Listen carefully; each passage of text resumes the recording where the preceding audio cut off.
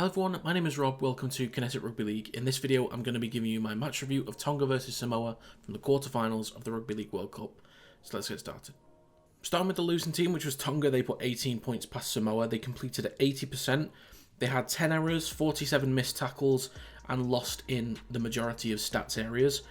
I thought the first 15 minutes, to me, it felt like they had more control of the game. I think they were losing at that point. It may have been 12-4 around that time. But it felt like they had a lot better field position in the first 15 minutes. And then they were kind of shut out for the next 10-15 minutes and then had another spell. It was kind of back and forth. It was a very back and forth game. They certainly have their spells, but it didn't feel like they linked up well enough. It didn't feel like Samoa was giving them too much pressure defensively. It's just they were given the opportunity to flow, and they just weren't linking. That's what it felt like. They had their moments, of course, but it just didn't feel like they were linking up properly. A lot of the times they were just trying to go straight down the middle, which is, you know, that's where their strengths are, in the forwards. So why not use them? It's fair enough. But, I don't know, it didn't feel like early enough they tried to challenge the wings to really gain some extra field position or to give the wingers and centres work to do for Samoa. Just a lot down the middle, which they did well to get plenty of field position, got good meters, and ended sets in decent positions most of the time. But yeah, it was just lacking in execution, and it feels odd saying that because it's only a 2-point difference. It was literally basically down to a penalty kick, to be honest, but it just felt like Tonga had sustained possession for a little while, more control in long periods of the game, but didn't look effective enough.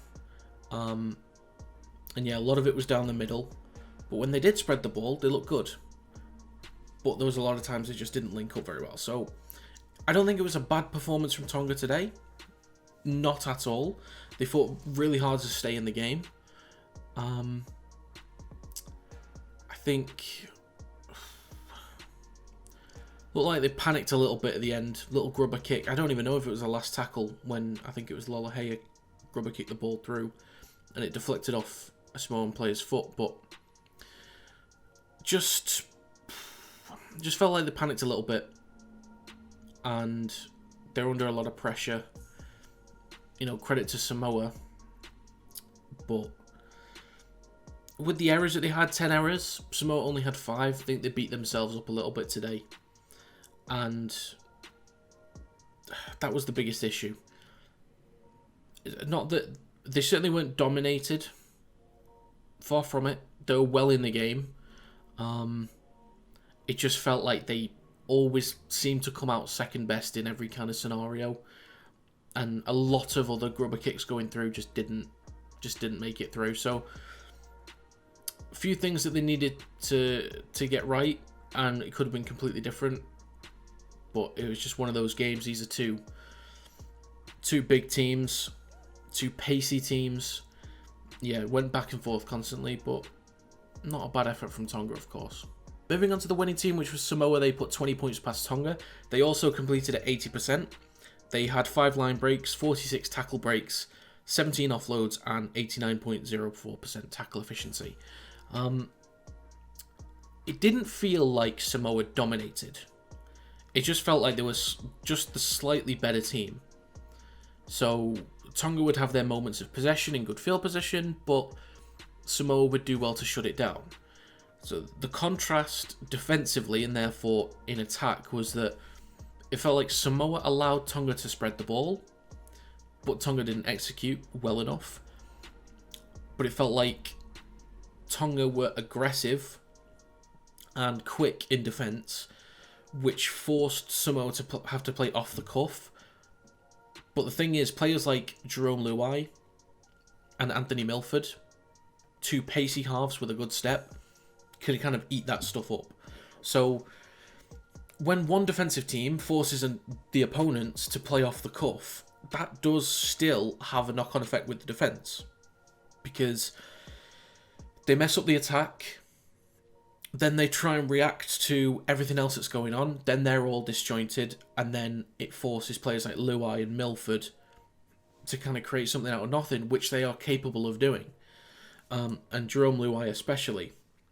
So yeah, that only really felt like the difference is that Samoa were just winners in all areas, only slightly. Didn't feel like they dominated, but in the off-the-cuff moments which Tonga kind of gave them.